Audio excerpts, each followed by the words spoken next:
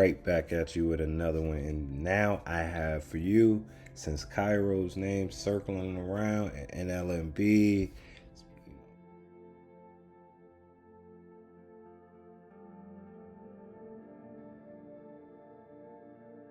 got this thing going on against Mimo. And shout out to Mimo 600, man. You know, until everything's confirmed, we not going to do too much, but we're going to put out this arrest report for none other than Nlmb Kyro. And it's not just one, but we got multiple, man. So we're going to get the chance to see, who Kyro really was back in his youth and who he is today.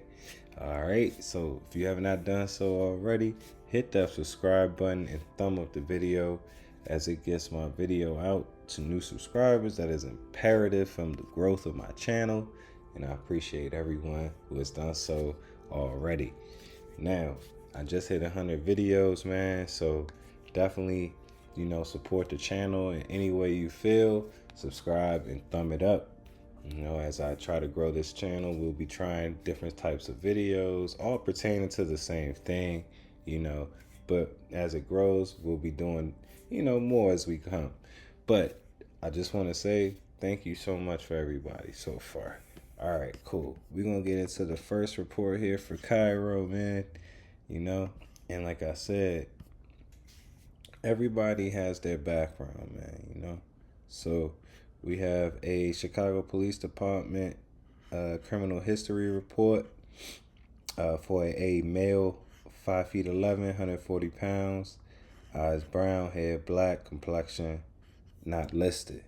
All right, it's 22 at this time. All right, and it seems this was a public official charge here. There was a, no prosecute for some charge. Not sure what that was. Maybe it was for this charge, this threatening a public official back in 2015 was his disposition date, and which is his sentencing date. It seems this sentence, Illinois Department of Corrections, threatened a public official, which was a felony. Maybe the charges got raised because it seems he got an initial charge here in 2015, and then it turned into a felony when he got convicted. All right, and then we'll go into the other charge here. Seems to be aggravated UUW, loaded, no Foia. All right, that's the gun license, so no license for a gun, but he had a pistol. So would be a pistol charge, and this is a felony, and he was convicted of this back in 2016. So, this is in 2016. I don't know if he served time for this, or any of that nature. This no prosecute, maybe they couldn't prosecute him at this time. I'm not sure how this works, but we can look up what no prosecute means. All right, we'll go down to the next charge we have for this document is a gambling play game of chance, which is typically just shooting dice like craps or CeeLo, something like that. Stricken from docket with leave to reinstate. I have no idea what this disposition means. Stricken from docket with leave to reinstate. The disposition date for this charge, it was a misdemeanor, so it's low level hanging. April 23rd, 2014. So that was before the gun charge. He was caught up rolling dice. Like I said, I'm not sure how much time he served for this since it was no prosecute. He may not have served anything. We got to do our homework on no prosecute, though. All right. Next document, we going to number 2. All right, we're going to scroll up here. All right. And this is the second document. Let's go ahead, drop that open. Expand it out. All right. And this is a Chicago Police Department arrest report for Nlmb Kyro, presumably.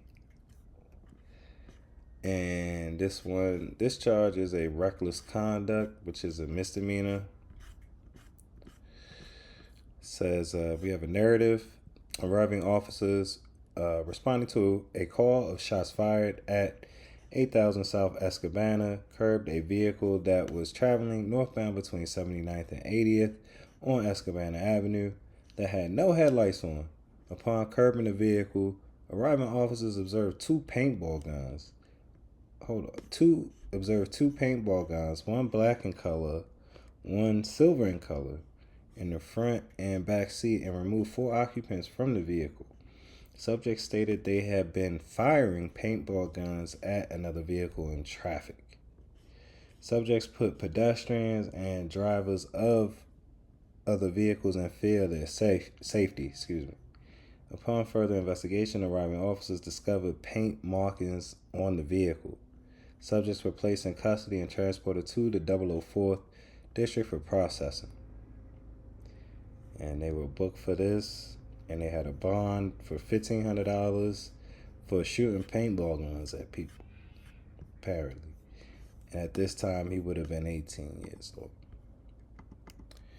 All right, we're going to scroll up to the next document here. We have a presumably Nlmb Kyro. All right, and this one is for the dice charge that we just read over. This is an on-view arrest by gang enforcement, so the gang enforcement agency. Arriving officers observed described offenders standing on the sidewalk at approximately 5425 South Laughlin, gambling, playing a game of chance. Offender Lewis was observed rolling dice and exchanging U.S. currency with co-arrestees Harris and Dameron. Arriving officers placed offenders in custody, advised rights per Miranda, and transported them into 009th District for processing. Arriving officers recovered 2 black dice, CPD inventory number listed. Subject is a documented member of the Black Peastone Street Gang, which was verified via gang card search. Custodial search revealed $159 U.S. currency in subject's front pants pocket, which was returned to him per CPD policy. Name check clear, not on parole or probation. No investigative alerts, not on GIP or 2 degrees of association list. So pretty much got caught up rolling dice. But what's interesting here is he was on a gang list already at the age of 18. You know what I mean? How do you get put on the gang list so early, man? Unless somebody's probably dropping names somewhere. I mean, that's typically how that happens. So let's go scroll this one out. We have another arrest report here.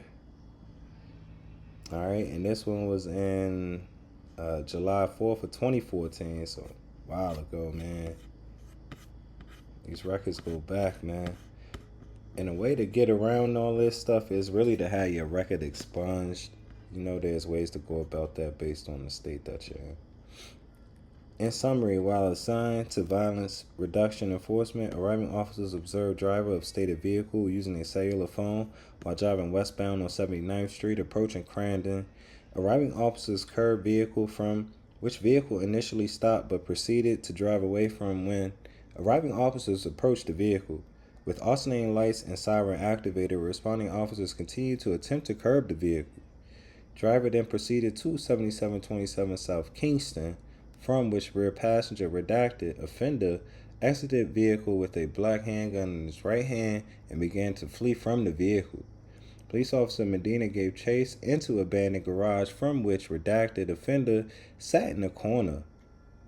Police officer Medina immediately handcuffed the offender, from which responding officer recovered 1 blue steel Glock 17 4.5 inch barrel loaded with 17 live rounds. Serial number is listed from underneath the offender. Offender was placed under arrest and transported to 004th District for further processing.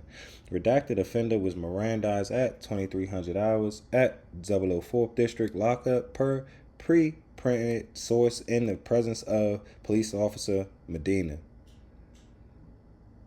Offender denied to give any statements to arriving officers. Offenders not on parole, no warrants, no investigative alerts, no GIP. Gun clear, not registered per gun desk. Police officer Stewart at 11:58 hours. Offender does not have a valid Foia card or valid conceal and carry card. Felony charges. Approved. ASA Klein at 00:22 hours. So he did get hemmed up for this. I mean, and they laid that felony down, so I imagine he did do some time for this charge back when he was 19. We would have to look all that up and stuff, you know. So, all right. This next document, this might be a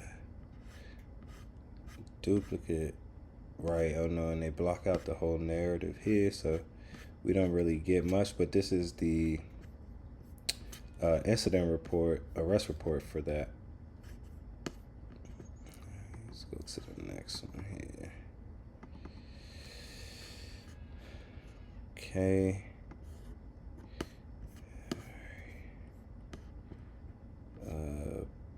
Reckless conduct. This is a original case incident report, a clear close arrest and prosecution for a public peace violation.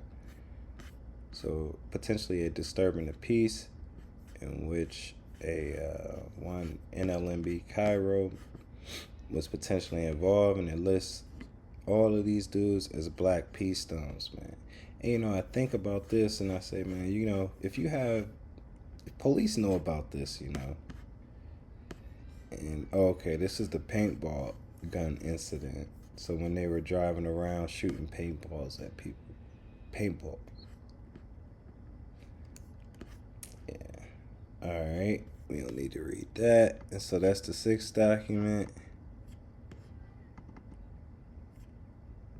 And this is the gambling case. These were some individuals. This is an on-view arrest by gang enforcement.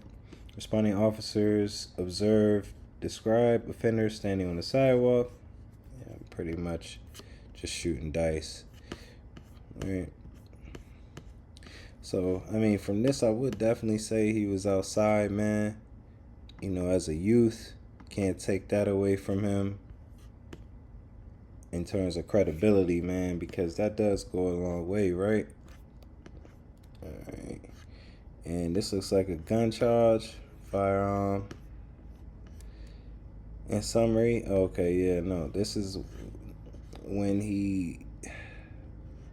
from the other case where we read earlier, where they tried to pull over the vehicle. Unknown object thrown from vehicle at approximate address. Offender, which is Nlmb Kyro, exited the vehicle with a black handgun in his right hand and began to flee from the vehicle. So he whips out the gun in his hand and runs from the vehicle. Gave chase into an abandoned garage. So the police officer gave chase into an abandoned garage from which Kyro sat in the corner. Nlmb Kyro allegedly, even though, sat in the corner for officer safety. Alright, so this is the narrative for that other document. I mean, and you know, as a youth, I guess these are the type of crimes that you kind of get involved in. Here's another one. Let's get to a narrative.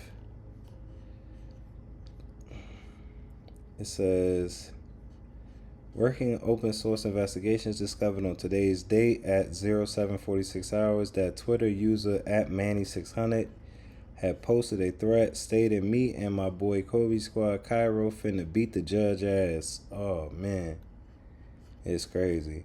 With emojicon face wearing hospital mask on LZ. On L's, we some probation. I don't know. But using facial recognition software, Officer McKinney and Varello were able to identify photos on Manny's 600 page as belonging to Jerome McKinney. At 07:46 hours, Twitter user Kobe Squad Kyro reposted Manny's 600 threat to the judge, and Kobe Squad Kyro account was identified as belonging to him. Officer Kenny and Varillo then discovered that offender Jerome McKinney and Nlmb Kyro attended court on today's date at 0930 hours for a gun charge in front of Judge Thomas Davey at the Bridgeview Courthouse in Bridgeview, Illinois. At approximately 1300 hours, Redacted has presented with this information, and he indicated that he feared for his safety and considered this a direct threat against him.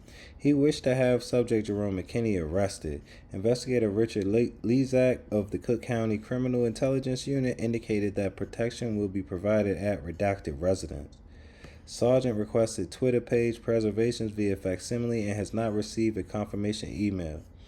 At this time of the report, offender Jerome McKinney is not yet in custody. So they were threatening the judges, and the judge said he feared for his life, and so they pressed charges on him for that, man. And that's Nlmb Kyro's arrest reports, man. Thumb up the video and subscribe to tune in for more. Peace.